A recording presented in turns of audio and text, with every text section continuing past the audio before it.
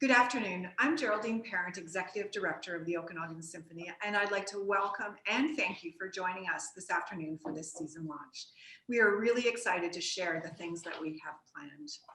Traditionally, our upcoming season is announced at a concert, but since we haven't had a concert and we're all really staying close to home, here we are at the OSO office. We've decked the mantle, as you can see behind me, and even spruced up our clothes a little bit to bring you this special announcement. Before Rosemary shares the details of this upcoming season, I also wanted to tell you that we're going to be doing some virtual programming which you can engage with us over the 2021 year. A lot of these details will come out in January. But before then, we want you to watch our social media platforms and your inbox for our special 12 Days of Christmas programming, which starts December 21st. You won't want to miss the daily digital gifts that the OSO is going to give to you each afternoon. And now, without further ado, please welcome OSO Music Director, Rosemary Thomson. Hello, everyone. Thank you for being with us today. We have been hard at work for many months to adapt and readapt and adapt again to offer some programming for you in this season. I want to say a big thank you to all of our funders who have really stepped up to support the arts across the country. To the City of Kelowna, to the BC government, which includes the BC Arts Council, our gaming funding, and also Creative BC, and of course to the Canada Council. It really has been very encouraging to receive this kind of support at this very challenging time.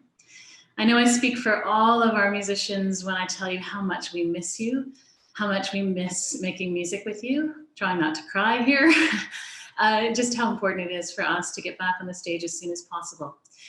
Unfortunately, we can only get back on the stage with a maximum of 22 people, distanced 6 feet between each string player and 9 feet between each wind and brass player. And so we want to make sure we're keeping our musicians safe and as well as our audience safe. So it's going to look like a very different season this year. We will be performing 4 different concert programs live, we hope, beginning in February and going February, March, April, May. And the details of those programs are going to feature smaller works for orchestra, really shining the spotlight on our own musicians. And we're very excited to have this kind of a different experience than you may have been used to in other OSO seasons. In February, we are going to open with Handel's glorious water music, something that is very soothing and uplifting all at the same time.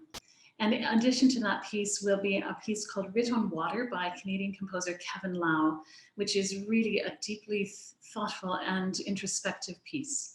In March, we're going to feature just the string section in 3 glorious works with very big contrast. The St. Paul's Suite by Gustav Holst, this beautiful work called Solace by Canadian composer Jocelyn Morlock. And it really is a piece that is full of solace and shines the spotlight on our concertmaster and principal cellist. And then we'll close with Tchaikovsky's glorious Serenade. In April, we're going to go all Mozart, and we're really excited to have soprano Kelly Kubrow, who is recently relocated to the Okanagan, to perform Mozart's Exultate Jubilate with us. It's a work full of joy, and we will pair that with the Symphony number 29, which is a real gem of Mozart's. It doesn't get played often enough. It gets overshadowed a little bit by his later works, but this is one that is really showing the genius of his creativity. And finally, in May, we're doing a program that is really devoted to the spring. And with spring comes hope. And we really want to make sure that we are bringing that to the stage as we look forward to being able to come back in a more full capacity. One of the featured pieces on that will be Wagner's Siegfried Idyll, which Wagner wrote on the birth of his son Siegfried. And if ever there was a piece that brought both the comfort of new beginnings, it is that piece. And we're very excited to share that with you. Additionally to our main stage programming, and I want to say a huge thank you to O'Rourke Peak Cellars Winery for again supporting us as our Masterwork Series sponsor. This is a gift and generosity that we really couldn't do without them, and we're so grateful.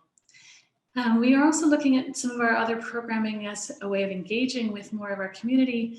We have been already working with our Okanagan Symphony Youth Orchestra students for the last 3 weeks online, but before that we were gathered live, and that was very exciting. And we are really excited to connect them more with their OSO players. That's one of the silver linings of having everything on Zoom, is that we can have more engagement there. We are working on how we're adapting our school programs so that instead of all the school children coming to us, we will be going to them. And we're excited to also hopefully in the spring bring back our Symphony story time for our youngest set. So we want to be your go-to, your musical experience to bring comfort, to bring hope, to bring resilience and joy. And we hope that you will look for our concert opportunities, both live and live stream, and also to be aware of what we're doing engaging with kids and students of all ages in our community. Thank you for your support of the Okanagan Symphony Orchestra.